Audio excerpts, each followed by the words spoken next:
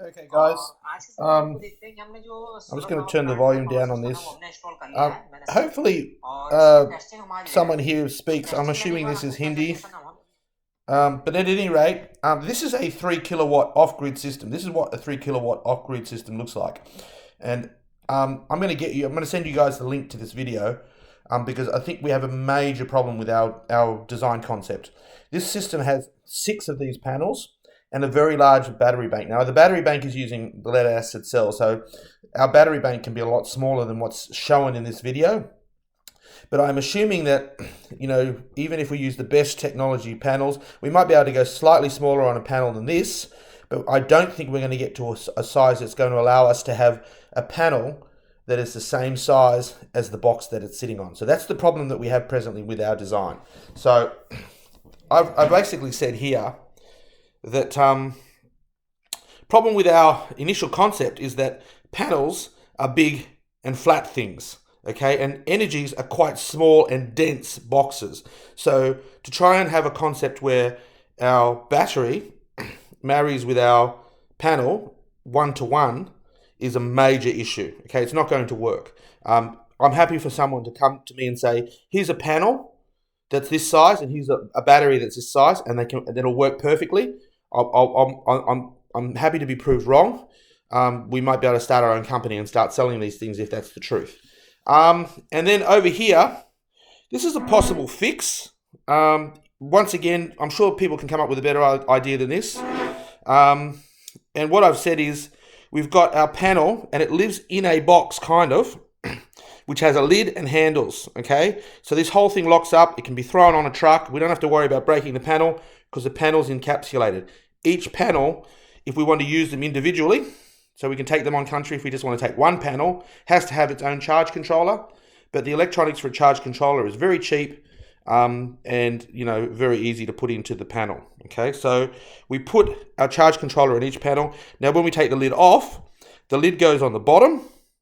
The panel can be tilted up to the appropriate angle, and the extenders can be brought down. Now that could be a solid panel that flips down, or it could be a leg which has extenders on it, so you can change the height of it as well, okay, to change the angle. So that's all to be determined by our designers.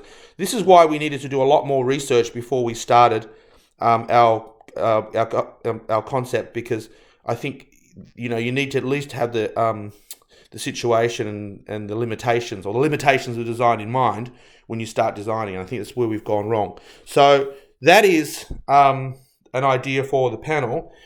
This is kind of showing what it might look like as a single unit. Now, I'm not saying we have to throw away the concept of having modular pods that actually link together. You could actually have the batteries doing that if you wanted to.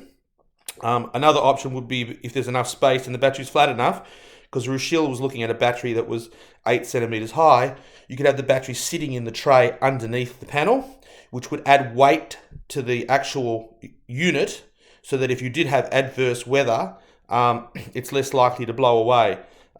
You could also have little rings around the base that you could peg into the ground like a tent, okay, to stop that idea of it blowing away in adverse weather. There are 2 options for addressing that situation.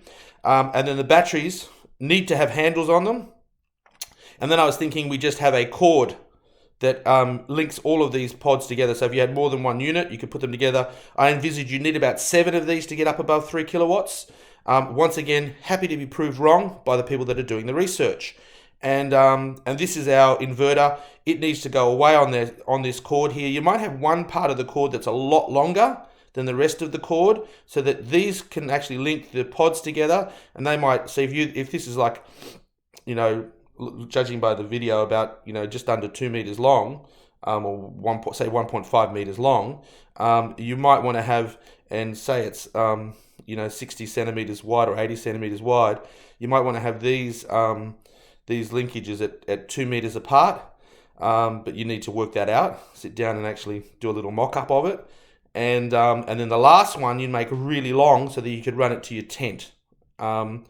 to allow this to be truly modular, which means if I want to take one on country, I can take one on country. If I want to take 5 on country, I can take 5 on country.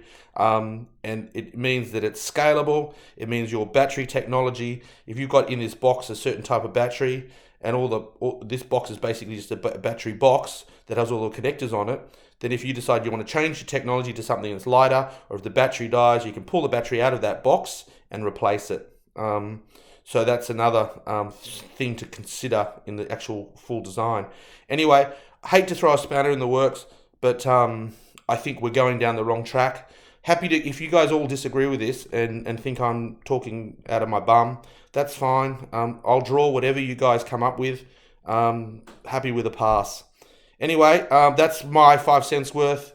And if you think I'm right, thumbs up. If you think I'm, like I said, talking crap, that's also fine. And I'll see you at probably after the meeting at 2 o'clock. Bye.